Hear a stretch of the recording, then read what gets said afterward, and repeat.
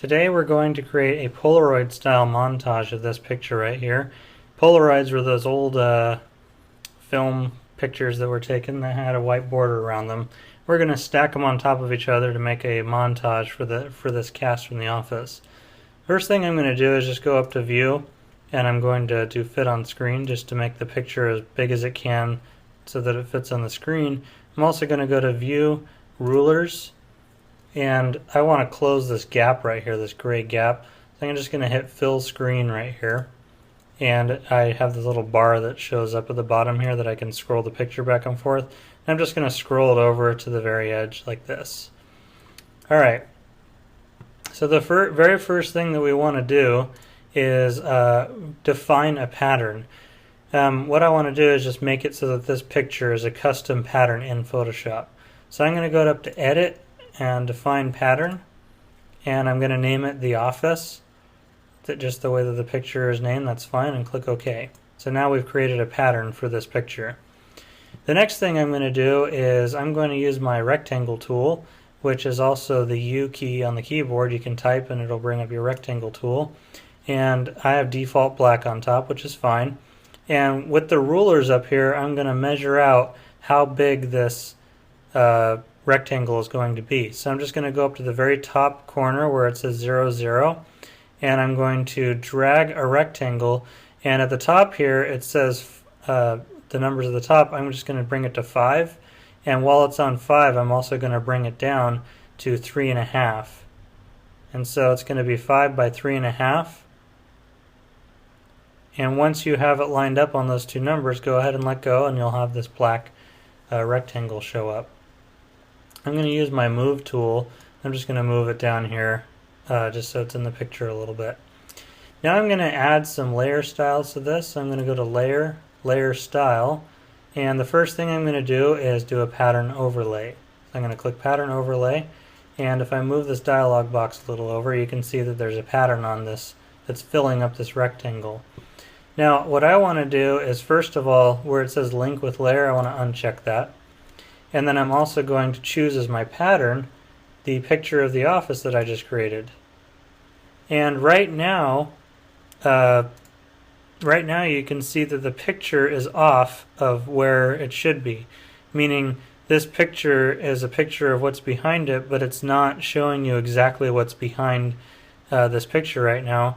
What I'm going to do is just click Snap to Origin, and so now you can see the border of my rectangle, but it's not off center. So all the rectangles that we're going to make are going to have this this pattern inside them right on top of itself. So that's where our pattern comes in. I'm also going to add a stroke, so click Stroke, and my stroke color I want to be white, so I'm going to choose white from the colors here. And I'm also going to make the size right here 5 instead of 3 to give it a nice bold cutout for the white, and it looks like a photograph. Okay, and the third layer style and last layer style we're going to do is a drop shadow. So click Drop Shadow, and I'm going to go to Blend Mode Normal, and I'm going to change my angle to up here boys maybe 121 degrees, and the distance, spread, and size I'm going to change. I'm going to make all of these 15. So highlight all of those, make them all 15, and then click OK.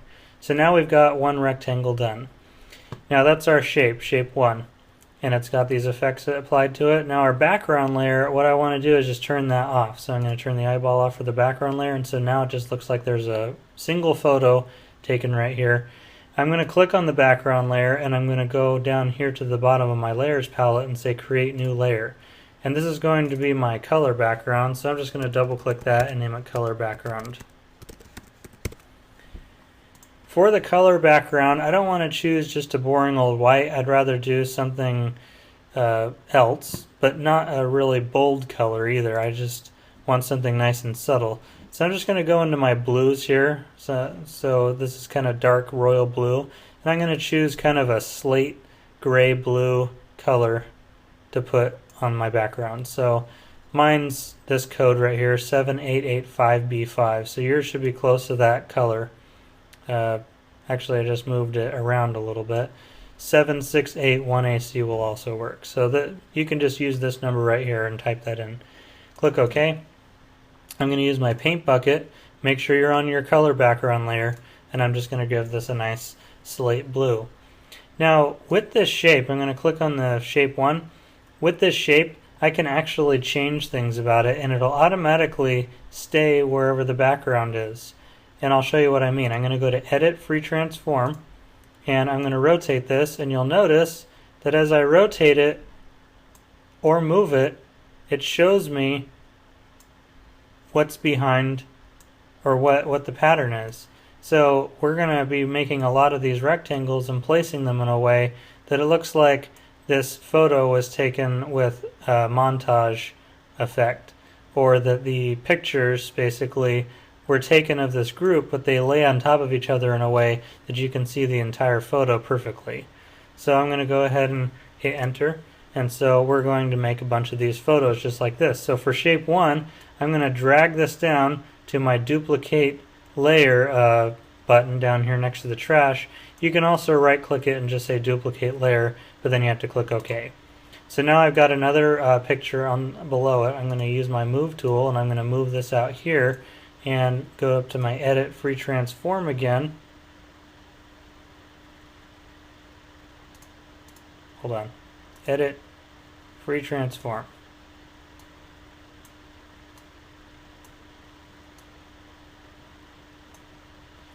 And I'm going to move this in a way that it captures more of the people that are in this picture. Now, what I want to try and do is make it so that the picture border does not go over the top of anyone's face. In other words, I don't want to cut off her face in the middle or his face on the side. So make sure that you're getting the people's faces in without cutting them off, because otherwise it doesn't look so good. I'm actually going to rotate this just a little bit so that we can get people's faces the right way. And you may have to play with this a little bit just to get it right. There we go. And I'm going to make another copy of this. So I'm just going to drag mine down to this icon that says duplicate layer, and I'm going to move this right over here, and I'm going to free transform it again. I'm just going to push Control T this time, but you can also go to Edit, Free Transform. And I'm going to move this in a way that we can see more of the people. Now, if you cut off anyone's head in previous ones, you can always put this over the top. For example, I'm going to hit enter here. If I turn this eyeball off, see how it's cutting her face off right here? If I put this picture over the top, then it doesn't matter anymore, because now we have a new picture taking its place. So I'm just going to make another duplicate of this picture, move it down here, and I'm going to retransform it again, Control T, or you can go up to the menu. I'm actually going to move this off screen a little bit because I don't want to cut off his face. And I'm going to make a duplicate of this one. So I'm just keep making duplicates.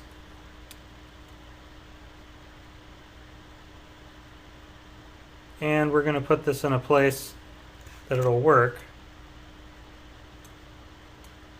I think I'm going to put it right here. And I'm actually going to have it cut off his face like this, but this is my last layer that I made. All I have to do is pull this underneath until I'm underneath the previous layer, and then I'm going to pull it underneath the next layer down, and now it's not covering him anymore.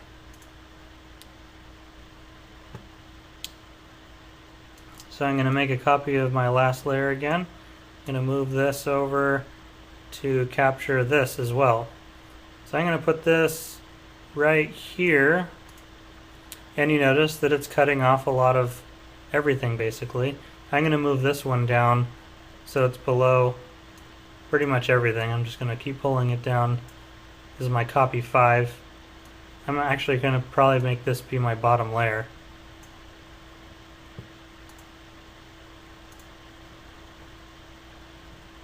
Alright, so I've made 1, 2, 3, 4, 5, 6 pictures, make this photo montage, and we have this drop shadow to make it look like they're separate photos.